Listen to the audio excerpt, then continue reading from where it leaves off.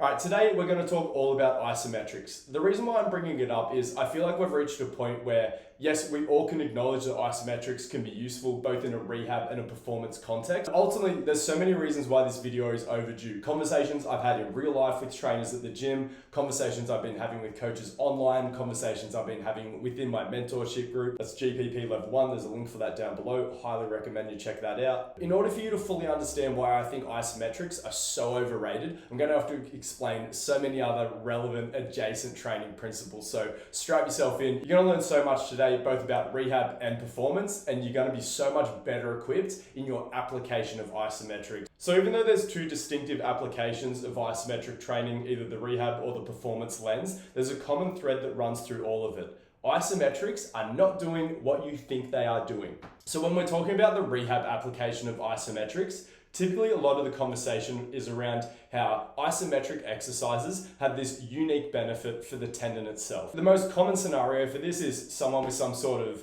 patella or quad tendinopathy, and they'll get thrown in the leg extension about 60 degrees, full stack the thing so you can't move it, and then hit anywhere between, typically it's a 40 to 60 second isometric. I've seen people recommending anything between 20 seconds all the way up to 90 seconds. Again, typically it's more 40 to 60 seconds. Usually they're shooting for one of two things. They're either trying to get an analgesic effect with the isometric before then, attempting to use the analgesic effect that's achieved to then go about your regular training.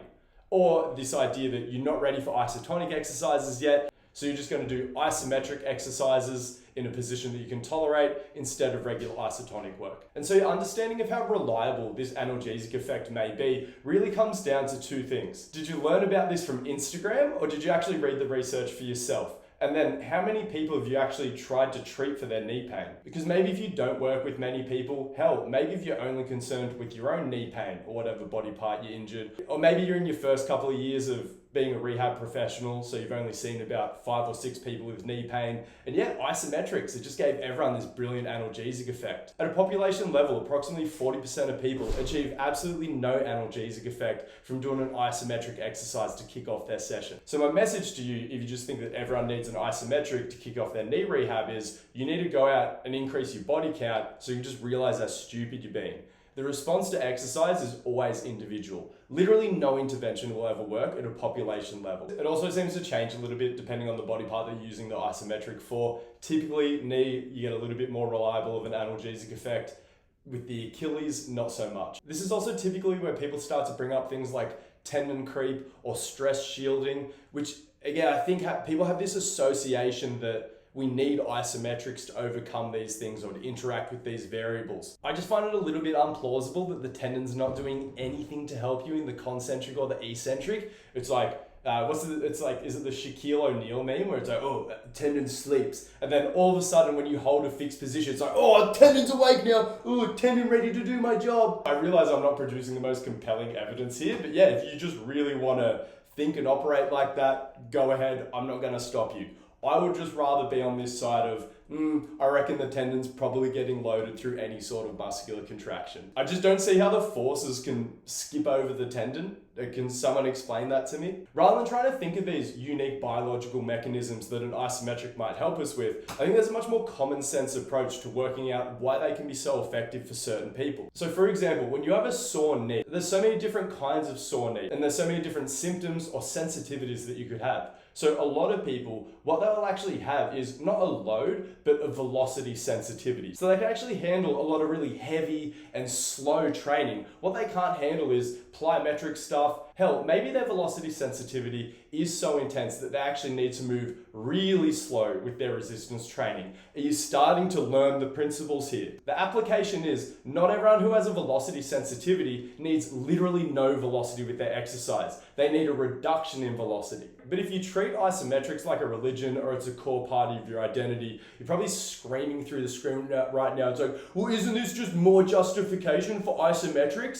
Yeah, if you're the kind of trainer who would also regress your 200 kilo deadlifting client to the bar whenever they have a little bit of like back DOMs or something like that, it's just unnecessarily constraining and it's unnecessarily conservative. when it comes to successfully rehabbing a lot of people and just being as successful as possible, you need as wide of a toolbox as possible so you can meet people where they're at. Again, the consistent theme with just performance and rehab you might notice is that it's individualized. Anyway, I don't want to go round and round in circles with this. The main point, velocity sensitivity doesn't mean you need to remove all velocity. The same way a load sensitivity doesn't mean you remove all the load, does it? If you're completely incapable of doing any level of critical thinking, sure, I guess you could just program yourself like a vacuum cleaner or a calculator. You go, they are in pain, start with isometric. I just believe in your critical thinking abilities and I think you can handle this. And a lot of people do feel safer just giving out overly conservative rehab as if there's no downsides to it. But the downsides are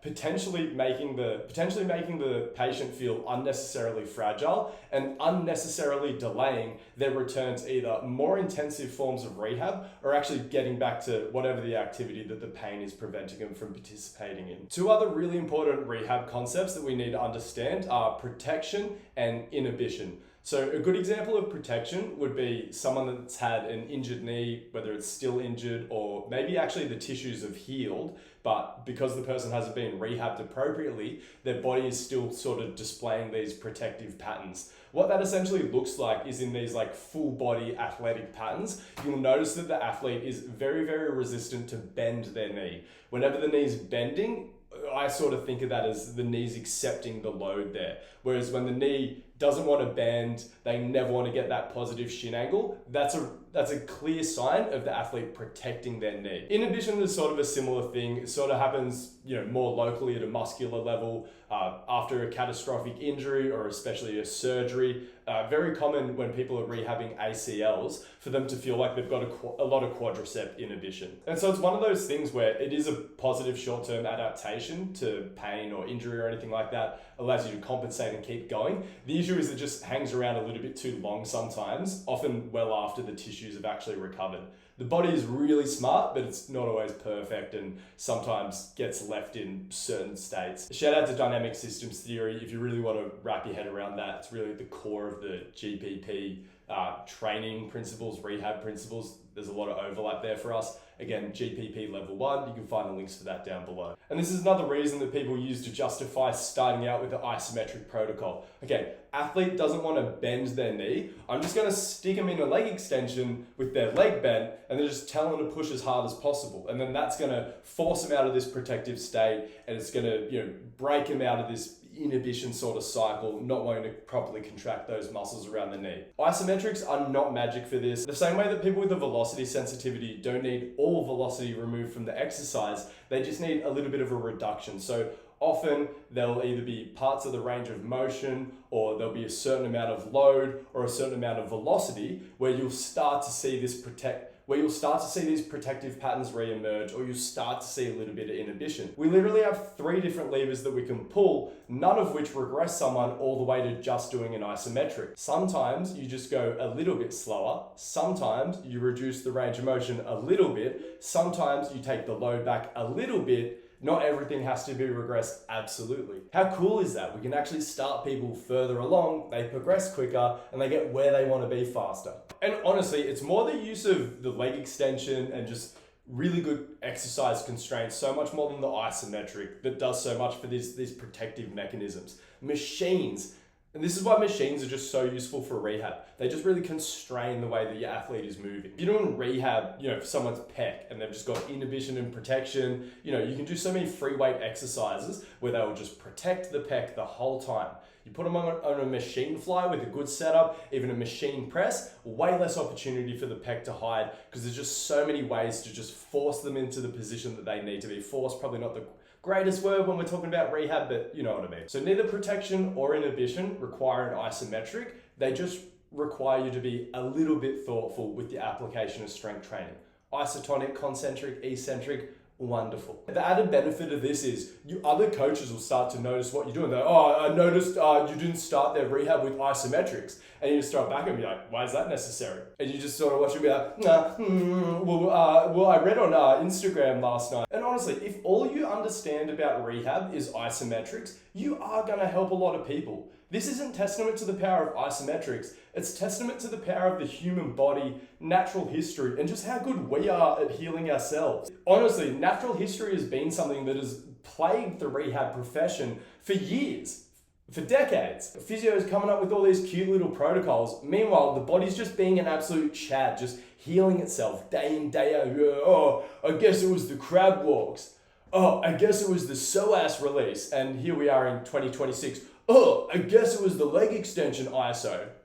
So paste-eating mouth breathers think everything needs an ISO. Weapons, a bit more sophisticated than that. This is what you want to be. You don't want to be like, they got pain, need an ISO. It's like, they have pain, I have multiple levers to pull. And I'm almost going to deliberately avoid using an isometric just to demonstrate how much better I am than all these idiots. I'm skipping over all the Keith Barr stuff about vitamin C just because I have to hop on a mentorship call with the GPP crew in half an hour, so we've got to wrap it up. Jill Cook has a 4-stage protocol that always starts for isometrics.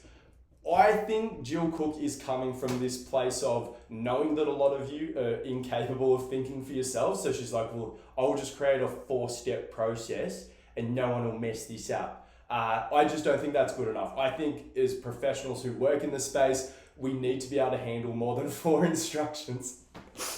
Or like, I don't know, if you can't handle more than a 4-step process, drop your rates, please.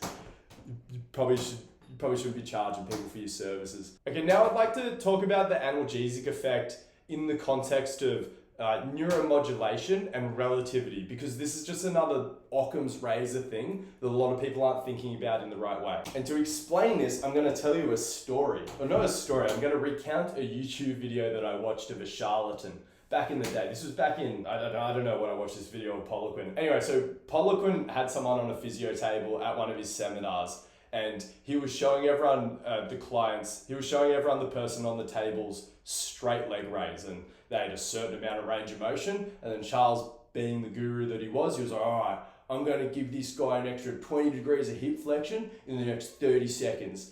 And his trick for improving hip flexion, because the whole body's connected.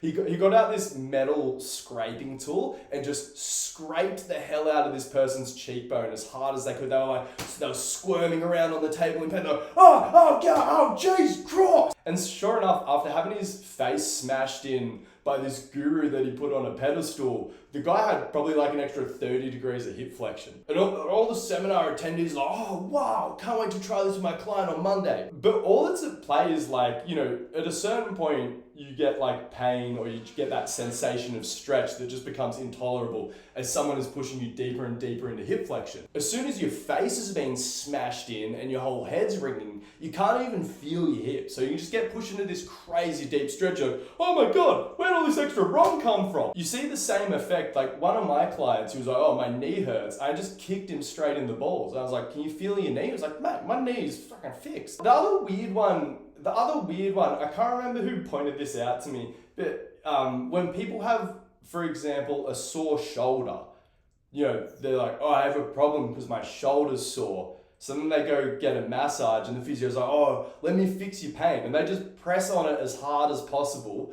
Effectively, like, the way I think of it is like, if the shoulder was a giant pimple full of pus, the pus is a metaphor for pain. You can just squeeze all the pain out or all the pus out in one go, right? And you're like, oh, well, maybe that's not the perfect metaphor. What it is just neuromodulation and relativity. If I make your shoulder hurt worse, then when my thumb is no longer knuckle deep inside, you'd be like, oh wow, my shoulder, so much relief. You can really have fun with people as a manual therapist, or you just don't have too much fun. Anyway, so isometrics are basically doing the same thing, because you come in with a sore knee and your coach is an absolute genius. They're like, I know exactly what we should do. Let's get you to do a maximal overcoming isometric. So 30 seconds, your knee's just screaming at you, and then you finally stop. You're like, oh wow, oh, it's happened again, oh, the magic of ISOs. This isn't even to say to not do an isometric, it's to try to change your attitude towards pain, because it just goes to show you, like, if you feel like the pain is meant to be there, then you're kind of fine with the pain. That's also not to say that it's like, oh, well, my knee's sore, so let me just feel better about it, and then it won't hurt as much. I mean, it won't hurt as much, but you should think about your attitude to pain, and you should just like talk and have philosophical discussions about pain with your clients. You're like, hey, Have you ever got one of your intimate partners to inflict pain on you for pleasure? Like, I don't know, whatever. Maybe we're getting too deep here. I just want to emphasize again that this video is not about demonizing isometrics. They're a great tool in the toolbox. Usually when people say tool in the toolbox, that's a little bit of a backhanded compliment, but I genuinely mean it. It's a tool in the toolbox. I am not more excited about isometrics application to rehab any more than I'm excited about a concentric contractions application to rehab. It's just this pendulum swinging effect. Maybe it's not vegan, so the answer's carnivore. Oh no, that's not it. What other extreme can I go to? How else can I look at training through a straw? Oh, I know, for rehab, let me just completely throw the baby out with the bathwater when it comes to any other form of muscle contraction other than an isometric. It's just, yeah, we don't get anywhere with these sorts of fads. All right, I'm really running out of time for recording this, so we're gonna fly through the performance section. I couldn't work out why people were doing isometrics for performance training. I was like, what the hell? So I looked into it, and apparently people think that isometrics are good for rate of force development. That one just doesn't pass go for me. I don't have any evidence to go off. I just really doubt if someone trained using isometrics compared to someone who used isotonic strength training, that the person who used ISOs would have meaningfully different rate of force development. But I might have to run that experiment for myself. I don't want to do 8 weeks of terrible isometric training. The other big one is tendon stiffness. Unfortunately, those people probably haven't looked at the research on isotonic strength training, because once again, you know what's really good for tendon stiffness? Just any form of slow strength training. It doesn't mean no velocity. You still get tendon stiffness at slow speeds. It's in terms of a tissue property, it kind of doesn't matter. Tendon stiffness is almost like fascia training. Every form of training literally makes your tendons stiffer. Isometrics, tendon stiffness. Isotonics, tendon stiffness. Plyometrics, tendon stiffness. We've gone from literally still the slowest form of contraction possible, then we've gone all the way to the other end of the continuum, plyometrics, the fastest contraction possible. All of it produces tendon stiffness. Shut up about ISOs for tendon stiffness. Also, how many people have you seen, like Mike Israetel, surely he's done enough resistance training to have stiff tendons. What did it do for his athleticism? I'm just not so sure that stiff tendons are the be-all end-all when it comes to athleticism. I think you just need to do athletic things. That's why I get so triggered with isometrics. I'm like, my grandma could do an isometric, she's not athletic. My grandma can't power clean 300 pounds. I feel like most people who can do that, pretty athletic. Maybe that's the flawed logic, I'll reflect on that. Often isometrics are also touted as a way to target specific positions that are relevant to the sport, a la like an Alex Notero run specific ISO. This kind of goes both ways for me. I don't really try to make strength training more specific to the athlete's sport. Often I end up doing the opposite. I sort of look at strength training often as a way to explore positions that are maybe underutilized in their sport, just so I'm not like doubling down on the same motor patterns again and again. It's a little bit of both. It's, you know, respecting the specificity of the sport, but then doing things outside of that. So all of my clients, no matter what their sport, they kind of just train in various positions. I'm never like, we have this shape. It looks like when you're doing your sport. That makes it better. Seeing a lot on post-activation, potentiation. I hate PAP. I'm going to do a whole video on why PAP's dumb. It's just a fancy word for did you warm up? If you want to be like Noah Lyles and like do a jump before you start your 100-meter race, like sure, PAP. But yeah, just the PAP protocols, just eyewash. Either just do one big jump before a heavy lift or a hectic explosive event, or get your mate to slap you on your back. Or think about all the mean things they said about you in school. All right, I think we got through the majority of the points that I wanted to make.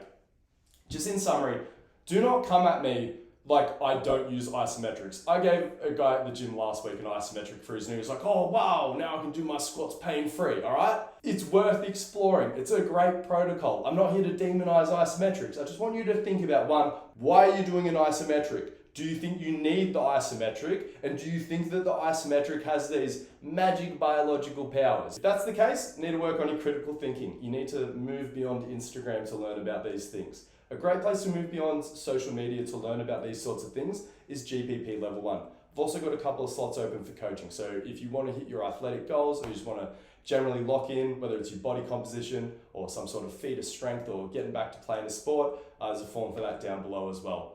I will see you in a few days with another video.